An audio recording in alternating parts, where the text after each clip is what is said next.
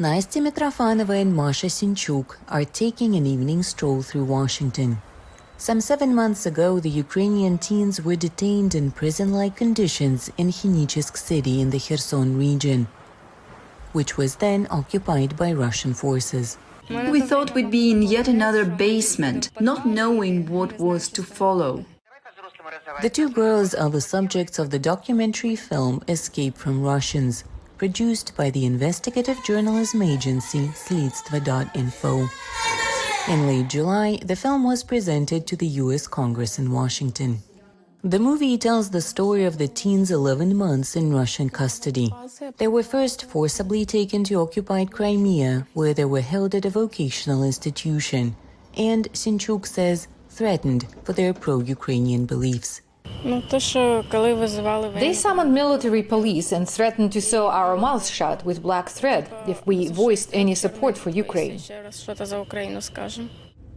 Thanks to volunteers and the investigation conducted by Slidstvo.info, they managed to flee captivity and return to Ukraine. We're coming, Ukraine! The numbers vary, but Ukrainian officials say at least 16,000 Ukrainian children have been forcibly detained in Russia. Journalist Yulia Khimerik, who worked on the film, says international help is needed to bring them back to Ukraine. When the system starts working, the Russians change it. That's why we didn't show details of the girls' rescue. We need help from volunteers and organizations that can do it instead of Ukrainians, because Russia doesn't work with Ukrainians. The American politicians who attended the screening were moved by the girls' bravery and promised to help. We'll be working with sanctions on the oligarchs, on the people who could be responsible for whatever is occurring. We will have every effort made to support international organizations, the Red Cross, others that can try to liberate the children. Congresswoman Marcy Kaptur insists Russian authorities should be held responsible. But to do that, crimes must be documented, as they are in this film.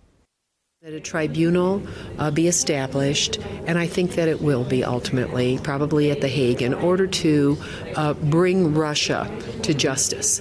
And the names of children, the names of young people who have been abducted, who've been taken from their parents, in situations where parents have been killed, but then children were taken by Russia.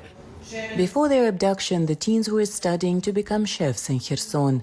Today, they are telling their story to lawmakers in Washington, hoping to help other Ukrainians who are going through a similar ordeal. For Andriy Borys in Washington, Anna Rice, VOA News.